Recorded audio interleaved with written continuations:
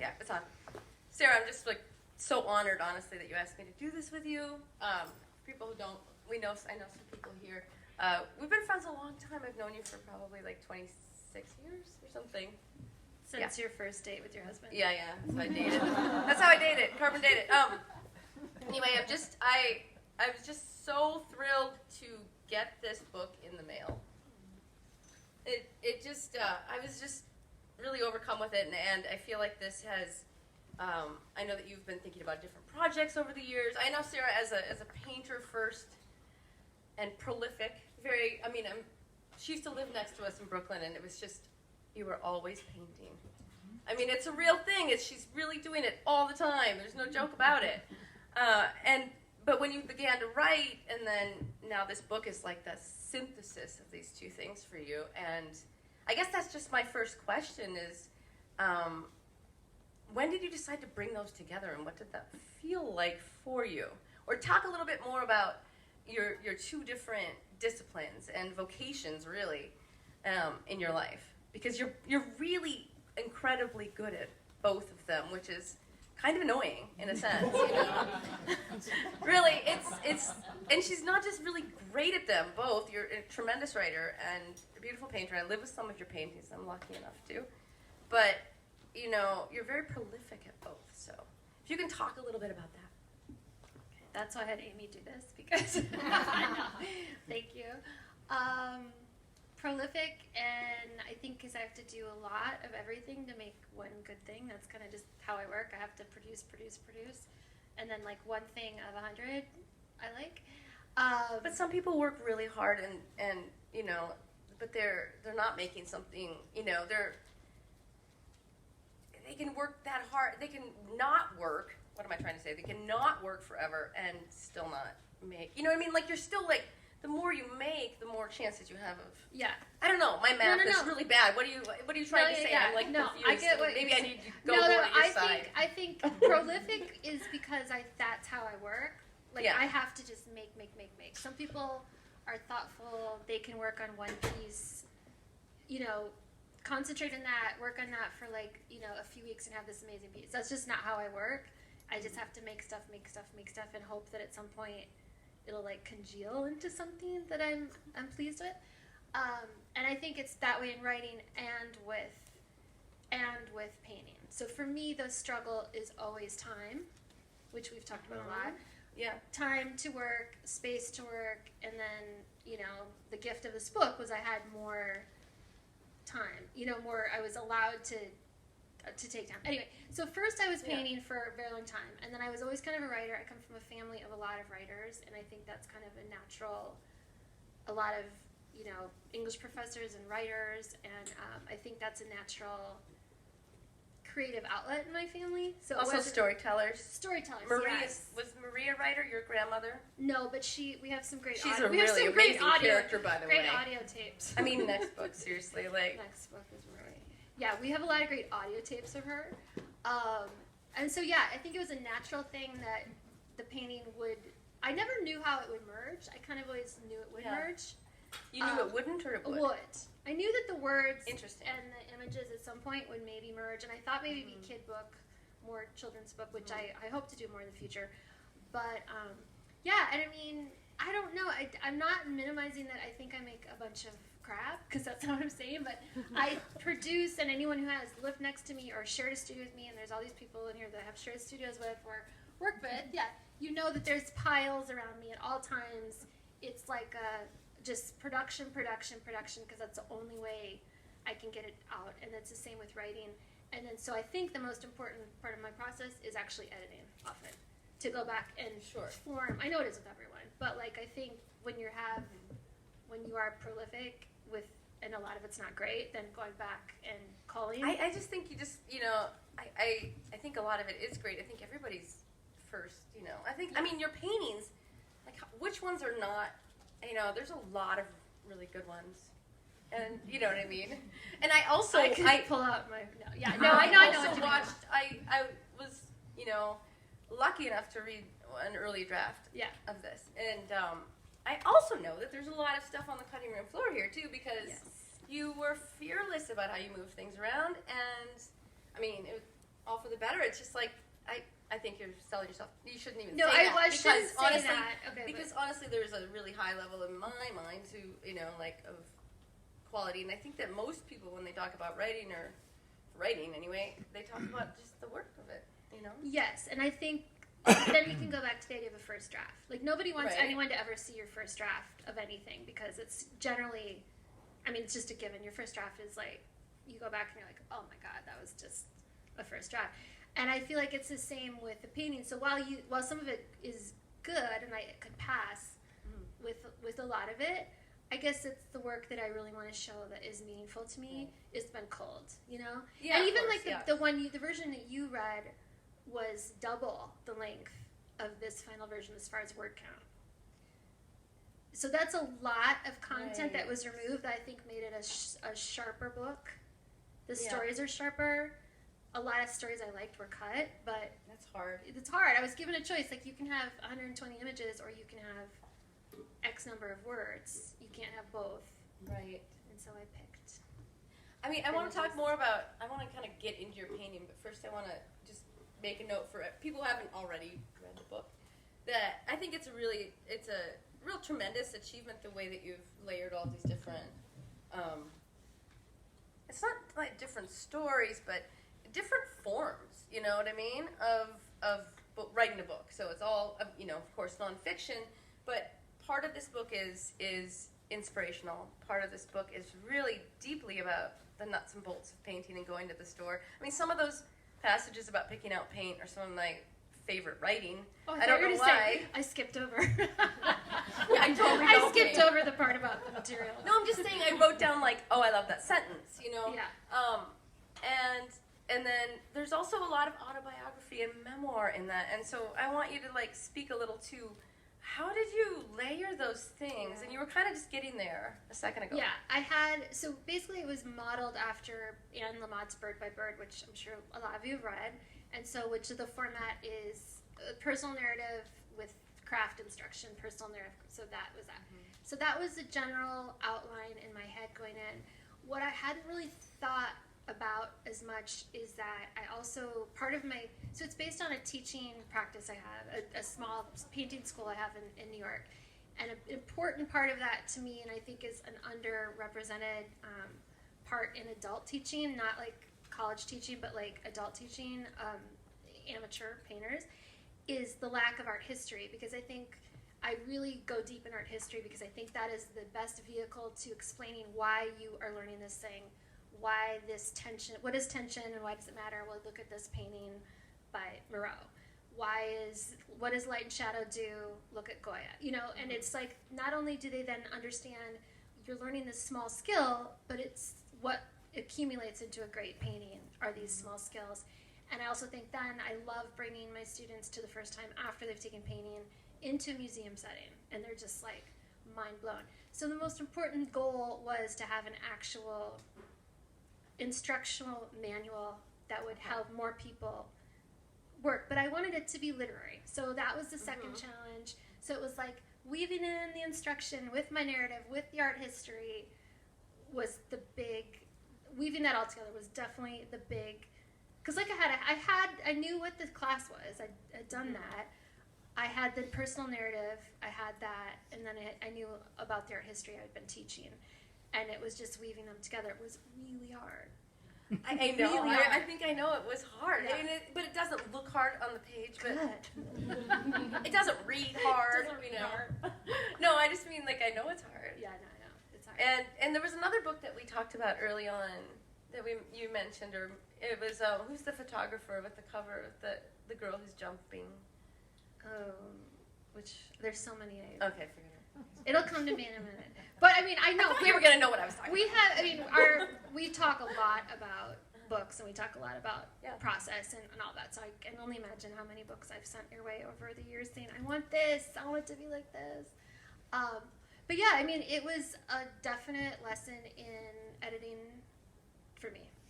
It was an editing game because I had kind of the parts, and then I'd write something, I'd be like, oh wait, I just taught them all of this, but I haven't even mentioned how you put water on your brush, which I don't know. There's some things in there I'm like, wait, did I ever talk about this completely basic skill. So there's still, it was constantly going back. I also write fiction, and it's very similar to like when you get all the way to the novel and you're like, wait, I lost that important character in the 4th chapter and never went back. Like, then you're like, there was a lot of that. I don't know if you have that in food writing, but like, it was a challenge, but it was such a fun challenge. And, you know, I don't know if I'd do it again, but it was fun. Well, I mean, some of the autobiographical stuff is, I mean, I love your writing. I've always loved your writing, and what I love about your writing is, it's like it's very assured in the sense that you know where you're going in a sentence, and then all of a sudden she kind of throws you for a loop, you know. And it's like it's your humor, and it's hilarious, and it's unexpected, and you just like walk right into it. And I think I don't know if I'm saying this right, but it's very poetic. I'm just gonna there's some favorite parts that I have. Can I just read? I'm just so surprised you would have any favorite part in the instructional. I'm kind of curious to know what that is. I'll let you know. I don't know. I haven't have a mark today, but no, I totally do. It's like, that's interesting. I guess I didn't know it could be so fun to go to the paint store. My husband's an artist too, and I'm like, God, maybe I would go with him. Go next time. Okay, so some of the writing about your family. Hello, Woosters. Any Woosters here? Are there any Woosters? There's always here? too many Woosters. No, there's not that many. Your sister keeps hiding behind. Okay.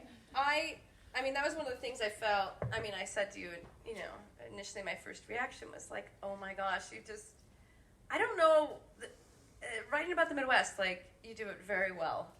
And you recognize it when you're from here. You recognize that in, like, kind of low down, you know, you're just, like, very bone deep. Like, okay, there's a different kind of humor, and, Make Sarah read it. yeah! I would like you to be quiet in the front row.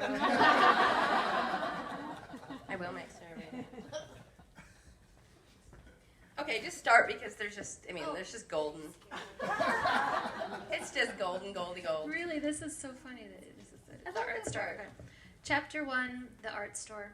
When I was growing up in Sioux Falls, South Dakota, in the 1980s, people were optimistic and tough. They valued stoicism and fiscal restraint, and the hard streak of libertarianism running through the state meant that you didn't have to wear a seatbelt, and nobody cared what went on in your bedroom. The local government supported the arts and made sure that the Parks and Rec department was well funded. It was a great place to live if you didn't mind the humidity. And except for that humidity, there was no complaining, because it was a belief of most South Dakotans that unless your whining was coming from an iron lung, you had nothing to complain about. To me, that's Dakotan more than Midwestern. Yeah, and so what's the difference there? Dakotan. What's the difference? Well, I think, and I don't think we can go into this here, personal discussions we've had about, Why not? We were both raised Catholic, and we've talked about Yes. Catholicism in the Midwest versus Lutheranism in the Midwest. I feel like Catholicism in Dakotas is a very strong, I don't know what to say about that. I don't know if I thought my sister was going to have an idea about this.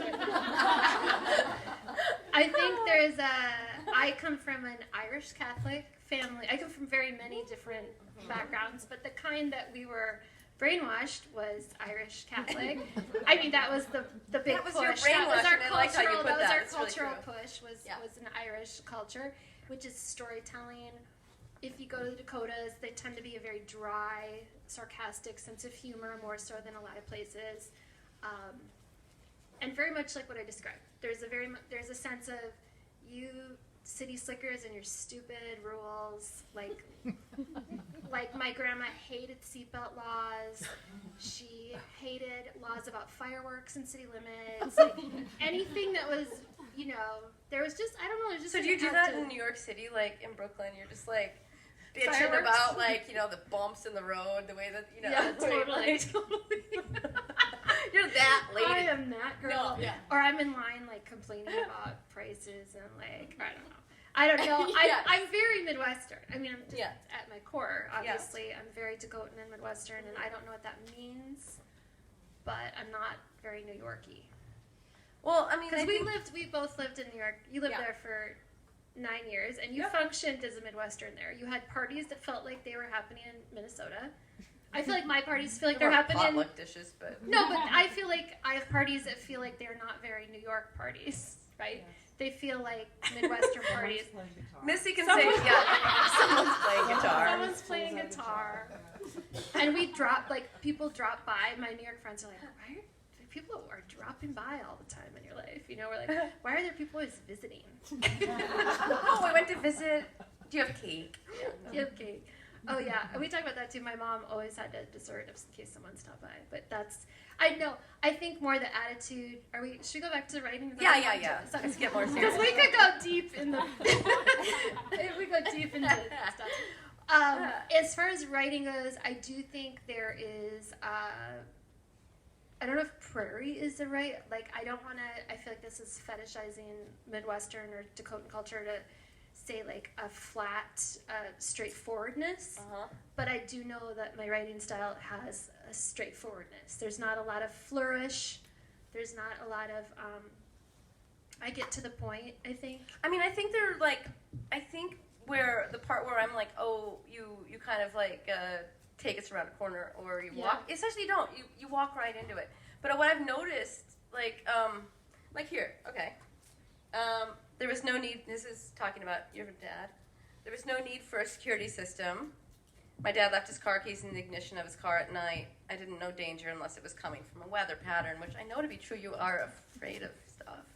But so afraid of everything. Yeah, you are afraid of really severe weather, and that's actually not surprising. But I going back to the flatness and the spare, you know what I mean? Maybe I've noticed over the years you've lost some commas sometimes, and I always think that when people do, I admire that, because it means that, like, in a single sentence, like, everything is there for a reason. You don't need that damn comma, you know, and you can kind of just go right into it. Does this make any sense? I'm sorry. Yeah, no, I get what you're saying, and okay. I think I'm not saying it very well. I take it as a compliment. Thank you. That I've removed some commas, but I think like no, but I know what you mean. I want to be. I really mean that. I know. I want to be a very direct writer, because I just that's what I aspire to be. Probably because I don't know if I could do the other kind, but I don't want to. Right. So, but yeah, no, I think too. There's like I work with images, you know, so it's like I think there's also like I have multiple ways to communicate, which is really fortunate. Yeah. That maybe I am allowed to be a little more sparse with written language, because it sometimes is coming with the other language. I don't know. That's just and we can talk. I mean, like, we should talk about that. Like, I really like this, page 35 when you're talking about how you paint the bear, and how you're talking about you really, a part of this book is talking about how do you start and how do you do these things, and then you're talking about, but you're really not talking about what color the bear is. You're painting the story of the bear, and there's just so much like emotion around it, and you can take a simple subject and imbue it with like so much saturation and color. And I've always just been I've lived with some of your paintings, and I mean I feel really, really lucky, I guess. Talk to us more about like where you go in your head when you paint. And if you can do that at all, because when I was reading this book, I was just like, wow, is this how you see, And I loved it. I guess I'm often listening to something. I mean, my painting is, again, I hate this, sounds so boring, but it's production. Yeah. And I think because when you're doing that, you're allowed to get to a place where you're not really thinking about it. I'm looking to you, Jen. Like, right? I know you're... So that would, like, you get to a place where it's almost like you're in it's so, I don't know, it's less precious. Yeah. Like, there's some tools as a painter and as artists I think you can do where you can start. You don't want to be precious, because then you're tentative, right? Or at least the kind of painting, I mean, if you're a Agnes Martin or minimalist or something, you can be tentative, but the kind of expressive painting I do, you don't want to be fearful of your next mark. You don't want to be fearful of all that. For me, the best way to do that is to just be in kind of a production mode, where it's like, I don't have to worry about this one because this next one's waiting. Mm-hmm. And then if this one sucks, I'll just cover it up in 3 months. So, like, there's a lot in my head that allows me to be free when I paint, and that's my ultimate goal, is to not be worried. I value resources a lot. Like, I don't want to waste paint financially and for landfill wise. So to me, I have to kind of get out of that, and that's why I work smaller, because it allows me to be less concerned with that. Like, if I worked huge, I couldn't be free, because I'd be like, oh, I just wasted all that Series 7 hot pink, you know? Right. Yeah. I don't know if that answers that, but.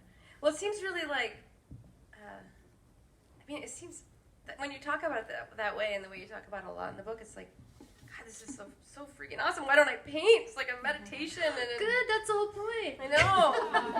But I know, but what about when you're like angry, or where are some of these darker things coming out? Breakup series are awesome. All my best stuff came in the heels of a breakup.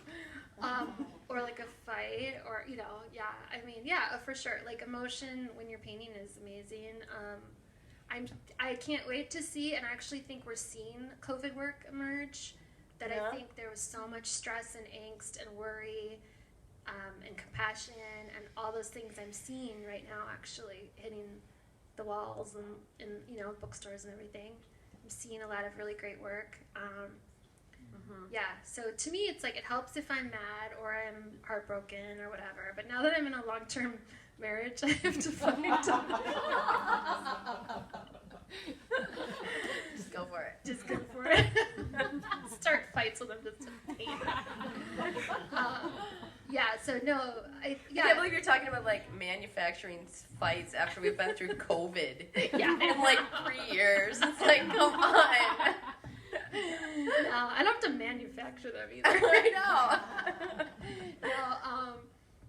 No, I mean, definitely, I would think most artists, you probably, when you're super sad, you make some really, great work. And there was a lot to be sad about the past years, and there was a lot to, worry about. And so I think, my current paintings are super dark I'm doing right now, and I actually was just talking to my husband before I left. He's like, I don't know what to make of them. They look like it's like a really bad sports bar is lighting them up. But he's right. And I'm like, yeah, it's about like... But he likes that lighting, doesn't he? No, he loves them. He's like, this is the best we've ever done. And it looks like, I don't know, like a sports bar last call. Like, you don't have to stay here, but you gotta go.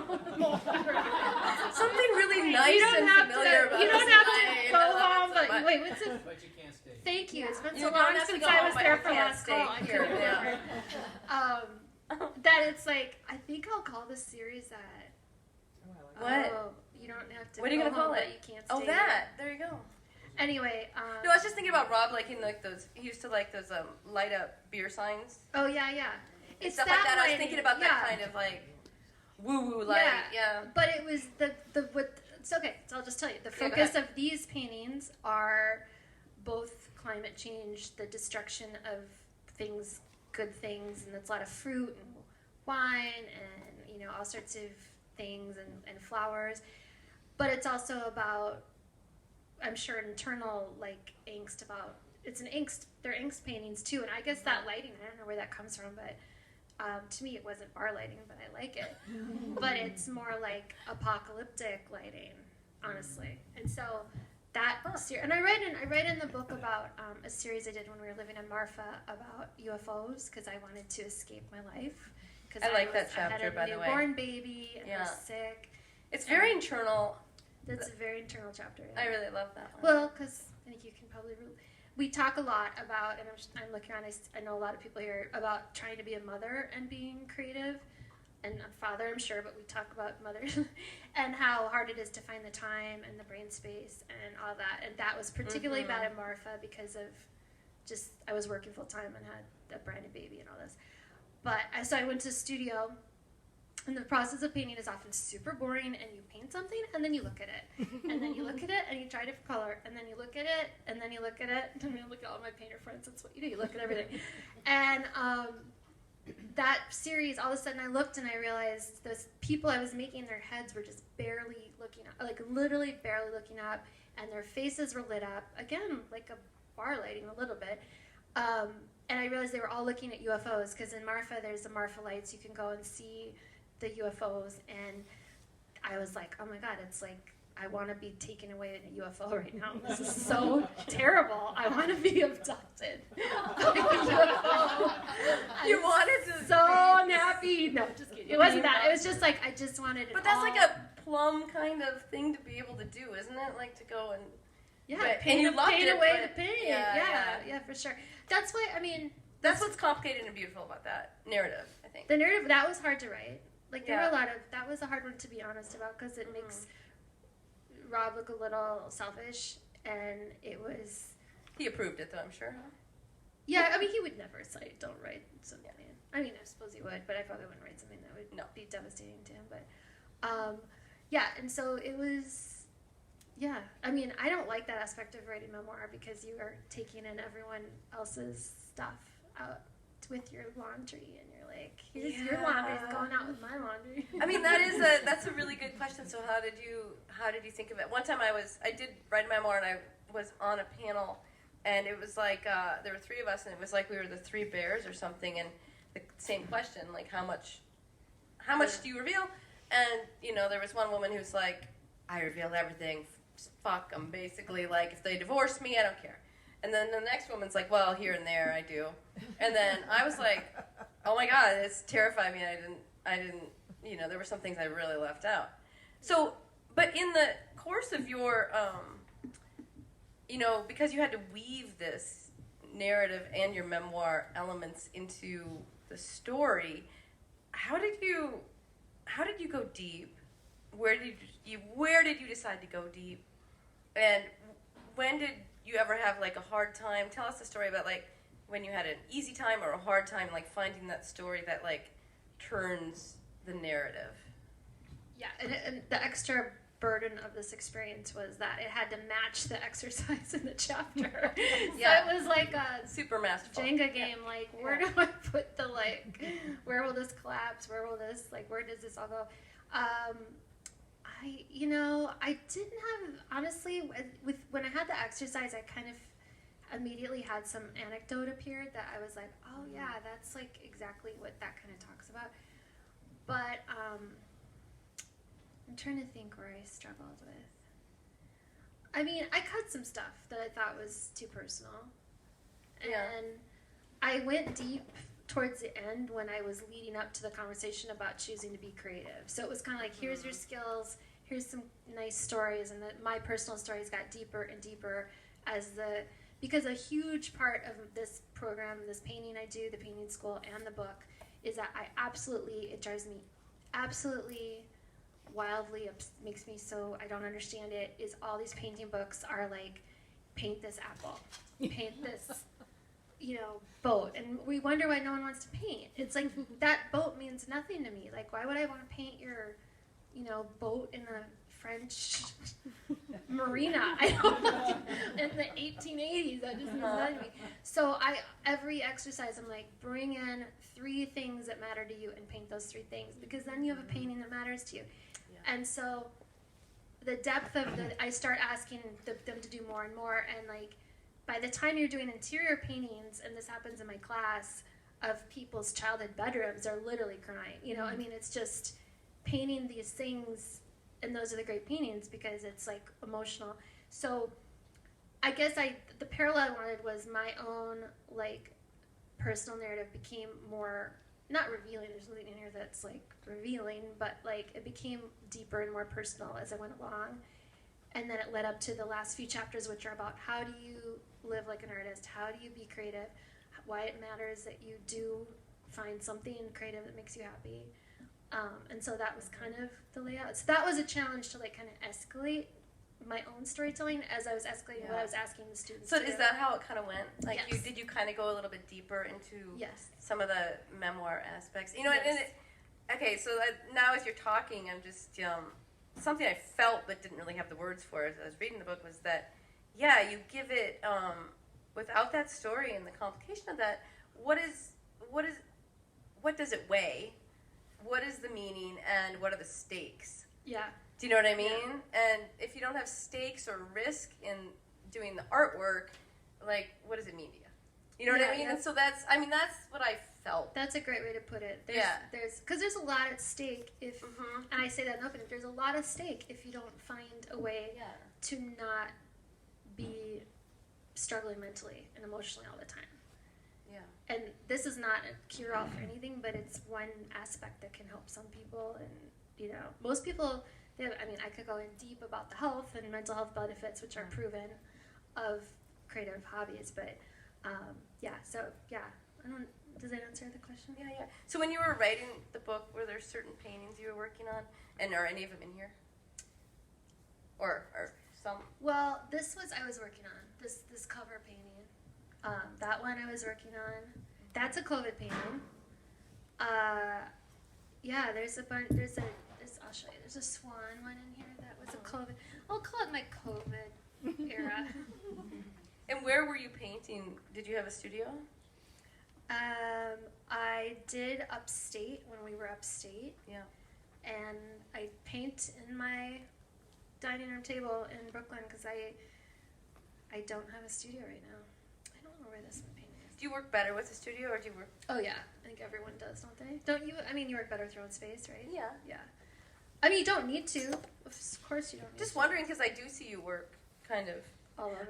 Sarah lived next door to me in Brooklyn for a little bit, and it'd be like, Disgusting. if you had like a chain on the door, you would have left it on, I think.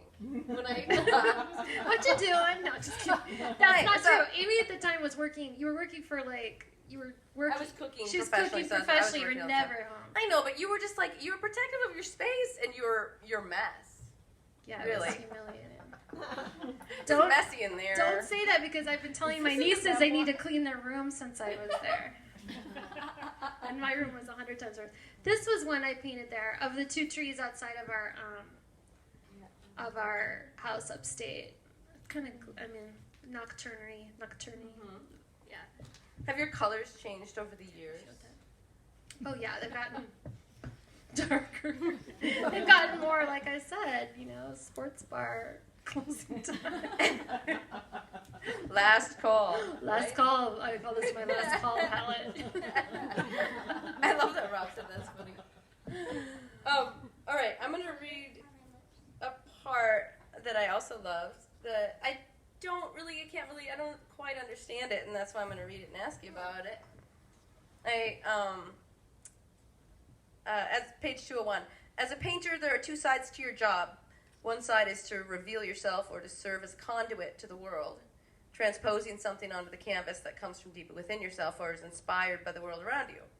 But at the same time, you have to be a person of logic, somebody who sees your paintings as a series of informed and thoughtful actions. And you use this as a first sentence to kind of go into something more technical about painting, but I don't know, I picked that out as something like, what was I thinking? It was just that I see a lot of feeling in the painting work, and yes, making sense of things in the writing, but I don't know, I just was just thinking about, just tell me what that is. Well, yeah. So, I could be as emotional and expressive as I wanted, right? But if I don't understand what happens when you put, a lime green next to, a muted pink, and why that energy happens, because in painting, I'm always looking for tension. I'm looking for tension in shapes interacting, in my paint marks, in colors interacting. And so when I might be in a emotional fury, whatever, breakup mode, and painting, but the painting will not be dynamic if I'm not really kind of thinking about what's the smart move next. So each mark, it's you're in it and you're free and you're not. I'm very much on automatic pilot a lot, you just are. But I'm also been doing it 30 years, so my automatic pilot knows what goes where and would look good. Just if my friend Paul is a photographer, you're taking the pictures, right? And your brain knows what you need to do, but you're also emotionally invested in finding an energetic shot, but you never lose the fact that you've spent 30 years knowing what an f-stop is. Is that the term? But you know what I mean? So it's your brain and your emotion have to be in sync. Cooking. You're passionate about you're so excited you're doing this amazing thing and you're being creative with what you're merging, but the part of your brain that knows that this spice wouldn't go with this flavor well is going to prevent you from having your emotions create something that's awful. Right. No, absolutely. Yeah. Absolutely. Does anybody, we have such a big crowd, does anybody have any questions? Should we open it up? Yes. I do. Janine. Well, I'm just curious because you were talking about production, and you've said that a couple of different times. And I'm just curious about how present you are also while you're painting. Because you're, just like, do you feel like you're, even though you're sort of thinking about production, are you also present? I think that the answer is supposed to be yes, because I think the whole idea is you're supposed to be present. I'm going to say often I'm kind of in a different zone. Do you have Well, I keep hearing when you say production, I keep thinking you're just functioning from intuition and self-trust. I like self-trust. But I think what's curious about your book is that you are walking a fine line about sort of, I have no idea why I felt so emotional. Hang on. Where you're walking the fine line about sort of diminishing yourself at the same time that your courage to keep going is making something. Sorry, I had no idea that was coming. Sorry. It'll pass in a minute. But that's beautiful. Yeah, and I think can I speak to why I think you're feeling passionate? Is you're also a paint lover and a paint teacher, and you see the. Yes. I mean, everybody feel that, but I think you do that very well. Yeah. I also think that you would. So I got the book and read it.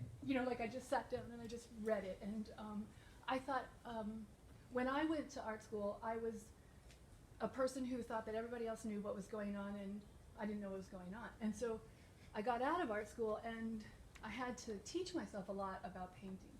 And as I started to teach people, I had to really teach myself about painting. And then I became a much better painter. But I think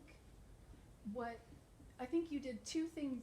Well, I think you did this thing really great in this book, which is you found a way to capture the new people who would be like, okay, I'll put some oranges together and paint them. Because it's weird when you figure out that you're the person who had no problem putting things together and painting them on your dining room table, and not everyone does that. So that's great. But you also grabbed this old painter, and that whole Marfa, I cried. I just cried. I was like, oh my God, the ways that you get out from underneath everything, and that part of what you're saying is if we trust that creative thrust, it is what will get us out. That's such a good way to say it. I'm not going to say it. No, that's such a good way to say it. Thank you. I love that. And I love that. Of course you said the perfect thing. I love how you write about painting all the time. I write about it all the time. I love how you write about it. Thank you. I think what I'm thinking when you're talking, Jennifer, is that you're fighting for it. Yes. Yeah. Yes. I mean, aren't most creative people, isn't that kind of what you're fighting for, the thing at the end? You Architecture or, whatever you're doing, you're just fighting for it. And Were you aware of that, though, when you're writing it, or did that just come out? when I'm writing? I mean,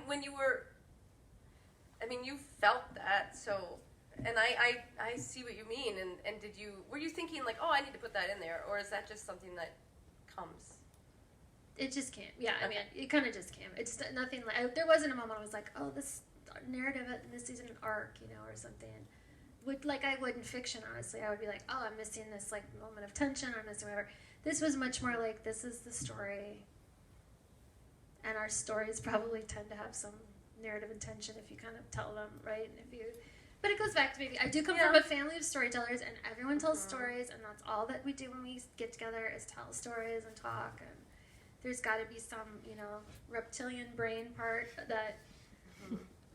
there's a lot of choices you make when you're telling a story. I think it's in the acknowledgments to Gary Steingart. How do you say his name? The guy who blurbs. Yeah. Is that right? I can't say his name either. I'm terrible. Okay. Little Failure. And Oh yeah, which you gave me.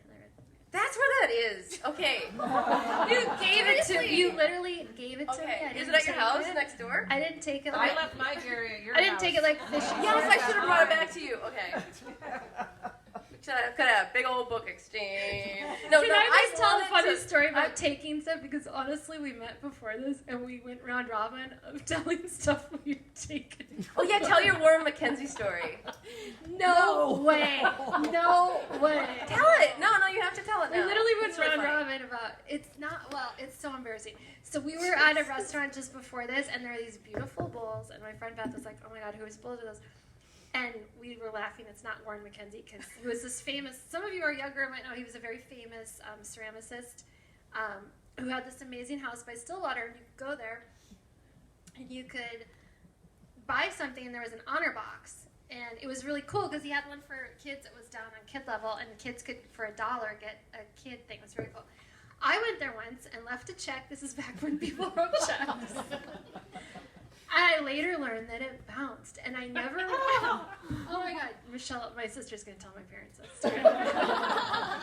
I never went back and brought the money, and I think about it all the time. So after I confessed this, I made Stole everybody from go Warren. around, and somebody, I'm not gonna point to fingers, stole some fishing lures when they were 7.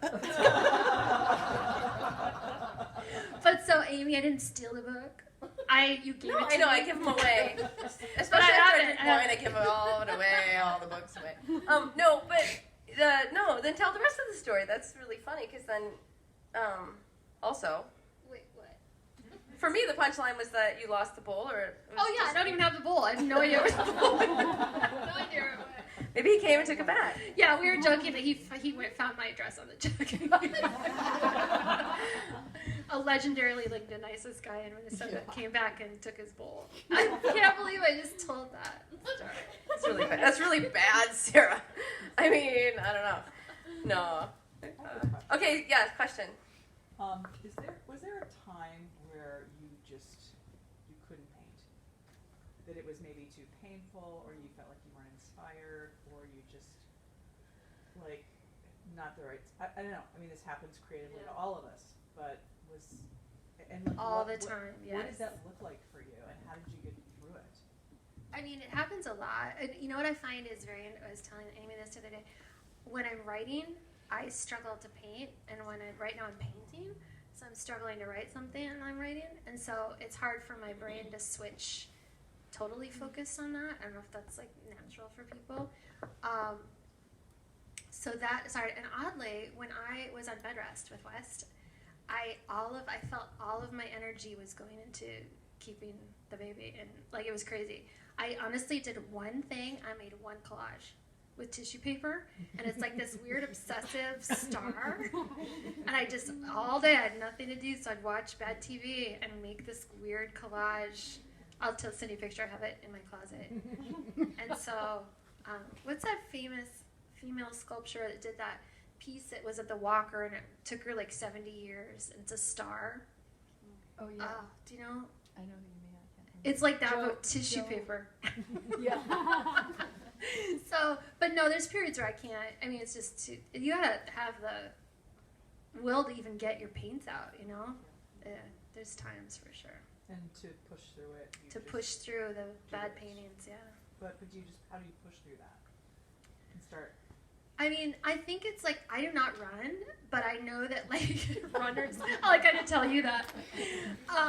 Runners claim allegedly there is something called a runner's high, and I think that the benefit of that people get up and it's cold and they don't want to go for a run is because they know at some point they're going to have that endorphins. Yeah, you know.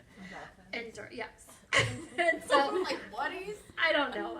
But I think the benefit of making art is that you know at some point it's going to make you feel better, which is what the book's about. It will make you feel better if you do a creative hobby. It just will.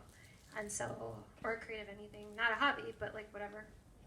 So that's what makes me do it. Or a deadline. Actually, I should have said a deadline. I don't know. Yeah.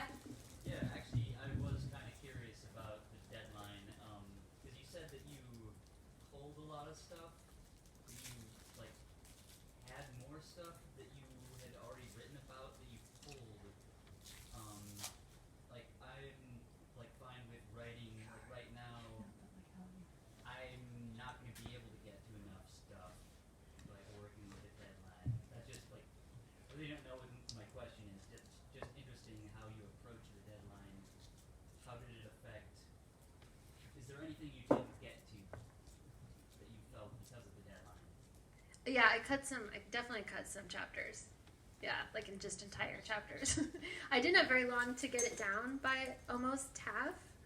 And so I just honestly at certain points was like, this doesn't need to be here, so I'll just hopefully reuse it. Yeah, there was a whole chapter about Liz Phair's album, Exile Oh, Kaivo. stop! No way. Yeah, about text and art. I love That was one of my favorite chapters, but I thought, you know what? I always try and push the text class with my students, and they're like, this is such a stupid class. So I cut that. But, I want to read that though. Yeah, me too. Yeah. yeah. Plus, she's been getting on all these lists the past week. I saw, like, she's on all these lists of, like, best 90s album. But it's a funny story because it's Steve. I was totally brokenhearted by this guy, this very good-looking guy, and he totally crushed me. And so I made all these really, really aggressive paintings about him. They were like, I do these ink drawings with like phrases on them, like Liz Phair inspired, and like, oh, that was the era of like, oh my God, PJ Harvey. I mean, all these great. It was the first time when women were like aggressively saying these things. And so I do them on 8x10, and then I go to Kinko's, and they were like really bad. And I go to Kinko's, and the guy running Kinko's up to print them out on these giant pieces of paper. But I mean, the Kinko's guys in the 90s, it was so funny. They would just be like, "What is wrong with her?" And so for my final, I don't know if anyone had Clarence Morgan at University of Minnesota. He's the best. And Clarence was my painting teacher. And I put them all up in the room at U of M, and this ex-boyfriend walks by. And he comes in, and he goes, he was a bit of a narcissist, so this is not going to surprise everyone. He came in, he goes, these are about me. No way.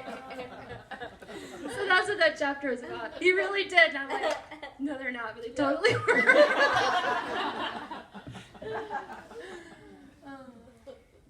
So that was Good one. That was good. But I think deadlines are good because then you just, otherwise, I don't know. You know, it's make your own. I make my own deadlines a lot. Did you do that? No.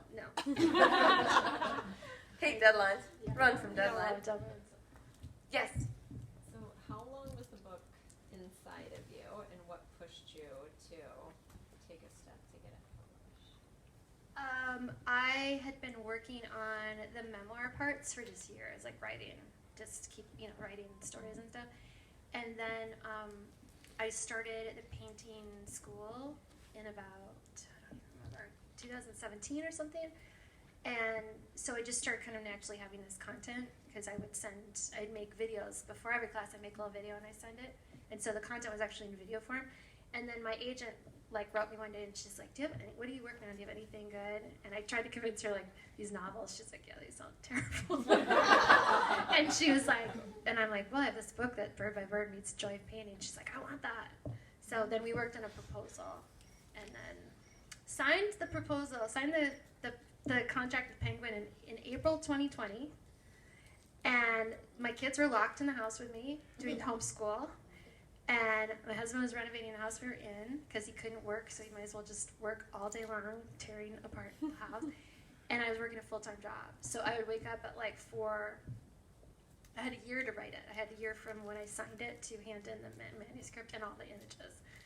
And so it was really hard. It was really, really hard. It was really good on our marriage, for sure. It was super fun to be married to. Yes, Carrie. What did Penguin say about their decision to publish your book? What was it? What grabbed them, do you think? Well, the imprint that I'm under is called Tarcher Perigee, and they are known for, they do Artist's Way, and they do drawing on the right side or left? Right side of the brain. I always get that wrong. So they kind of do this genre of creativity meets, they say self-helpy. I do not say that because I'm not helping anyone, but that's what they, Helping yourself. Yeah, you know what I mean. That's what the genre is, and so I think it fit really well in their philosophy. In this, Penguin's so big, they have like little imprints that do all their certain genres of work, and that's that one. So it was kind of a natural fit. It went to auction, which means a bunch of different houses were interested. Not a bunch, but a handful. And the one that just made so much sense to me because they have a history of doing this type of book. So How did they notify you, and how did you feel? how did they notify me? I think my agent emailed me at the end of it because when you go to auction, you literally have didn't your first one? Oh, okay. Janice doesn't work like that, does she? No, I think auctions that's like impressive. It's great. Oh, no, I just didn't do it that way. But she, all day they're doing this like bidding, and she periodically would come back and ask me if something was okay or this is what someone was saying. So the whole day, it's literally you're like, but I'm also working my day job. So it was so funny because I'm like stressed Probably about not my day job. No, not well. But was I ever? oh, you do. Chris, was I? But you're watching it go up, and Well, it was it's back like watching and the mountain forth and climber back on and Price forth. is Right. You're like, go, go, go. Yeah, it was a very weird, stressful day. And I suppose so, it's also who you want, though. Yeah, and I knew the editor that I ended up working with. Okay. I wanted that editor because she's the editor with Julia Cameron and Betty Edwards and some people that I respect. And so that was how that happened. And then by the end of the day, it's like everyone agrees on the terms, and then it takes 10 years to get a contract, and that was how it worked. Well, were you excited? Did you do a dance? What happened? Or did you have any misgivings, too? Did I have misgivings? Yeah, it's like sometimes Yeah, because I had to write the book. That was my misgiving. I gotta hand in a manuscript. No, I didn't have any misgivings. I've been writing for years without, publishing. So it was, I've published essays but it was really exciting. And it was I didn't think it would happen because it was honestly at the peak COVID, April 2020. It was like a terrible time, so I didn't think anyone would be.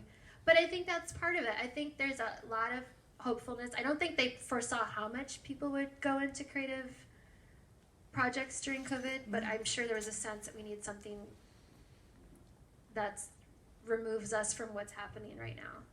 And that, That happened a lot with cooking, too. Yeah. Oh, People yeah. got into really more Oh, complex yeah. things. And I have a working with your question. hands, I guess. Hi, Sarah. Hi. I know that you have a teaching practice in Brooklyn. Were you working with some firefighters at one point? I believe I recall you saying to me. Yeah. And my Because when question- we had brunch, it was right by and where I. Yeah. my question is I feel like one of the things that artists struggle with is the relationship between painting technique and sort of accessing the intuitive side. And so what I'm really curious about is, I find that you're an intuitive painter, but I'm curious about how you approach that in your teaching practice. And I haven't read the book yet, so I don't know what you say about that yet, but I'm just curious about that question. That's such a good question because I think that's the biggest hurdle. Yesterday I met an Episcopalian minister because I'm going to rent some space from him in the church that he has, and we were talking about how COVID has changed his ministry and the space itself because they now use one of their rooms for a CSA. They do this cool flower program where they get flowers from weddings and funerals, and then they repurpose them, bring them to shelters and senior centers and all these cool things, and they do, on and on. And I was like, yeah, and I went by this other church, now they have tables and chairs outside this Catholic church, and you see the guys who are delivering food are able to finally have a place to sit down and have lunch, and old women can sit down and have coffee together. And he used the close term. He's like, yeah, he goes, you can either be a high threshold or you can be low threshold. He goes, we're in the age of people realizing we need to lower the threshold for everything. And I feel like that about painting. I wanted to lower the threshold. And one of the ways to do that is to just, they always make fun of me, I'm a total cheerleader, and that's not my personality. But it's I'm constantly telling them, this is good. This one mark here is so good. Oh my God, I love us. Because if the more confidence they have, the more they'll trust their intuition. To go back to what your question was. So it's like, I feel like you just have to constantly be like pointing out what's good, because their idea of good is so the highest threshold. Like they're thinking of like the Sistine Chapel. I mean, like the idea of good in painting is ridiculous. It's like, so actually another thing I do is I show a lot of simple painters like who are brilliant, but they're like Forrest Bess. I was thinking of him. Yeah.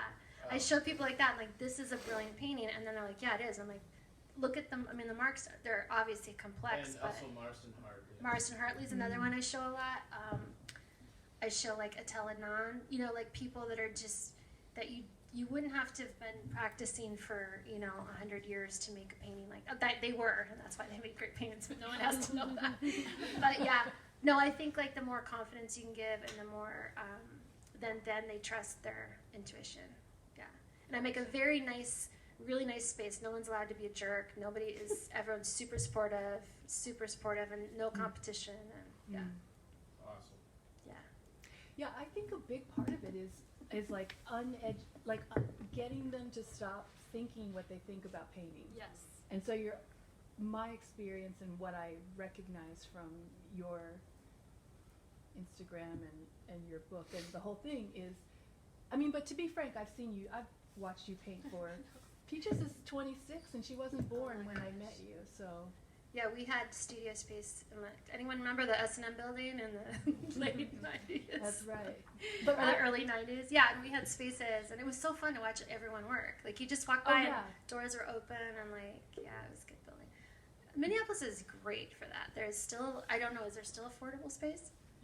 No. No. I worked on my dining room table for a long time, and then I have an extra room off of my dining room, and that's my studio, but then when I'm making a lot of work, it all just comes out into my dining room and my living room. Mm-hmm. And I just raised my family that way, where I was like, don't come into this part right now. And look what happens. You have an amazing artist that, Peaches, yeah. But this back to that intuition thing is that idea that, like, what I find is that so much of why they don't begin is because what they think it is. Yeah.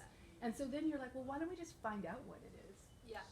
And that's where art history helps, I think. Like, I think as long as, like, I'm not showing them, like, Rembrandt. You know what I mean? Like, I'm not, because I could never paint a Rembrandt style. In a million years would I have the capability of that. They're just not in me, like, to paint like that.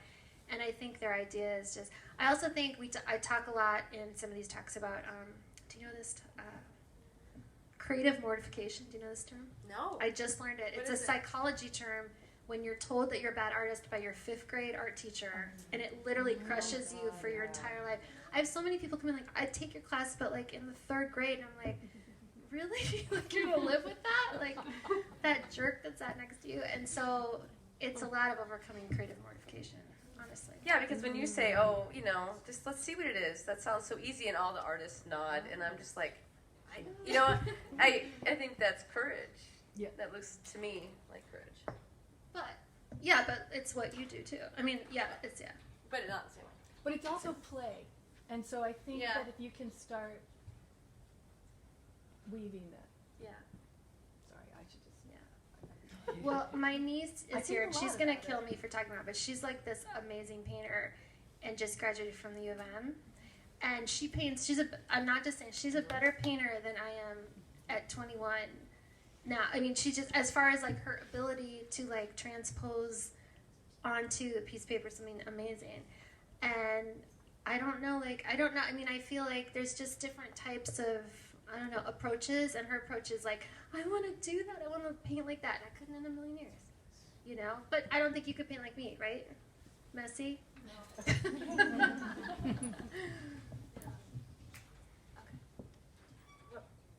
One more question. Okay. There've been so many good ones, though. Come on. I don't have a question, but I just have a comment. How just proud and excited and delighted and happy we are to have you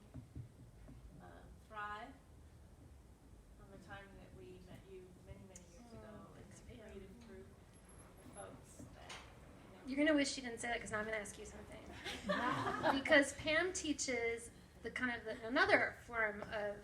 She leads amazing nature, out in nature, painting and drawing workshops that I swear I'm gonna take one day and I cannot wait.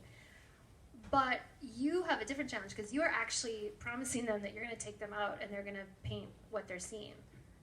So, how does that happen? And where is that? Oh, they're Redway. I mean, where are the different venues you do it? It's amazing. I've done a lot of arboretums and botanical gardens and nature centers. If anyone wants to do that, let me know because there are so many amazing painting teachers in this room. If anyone wants to learn how to paint.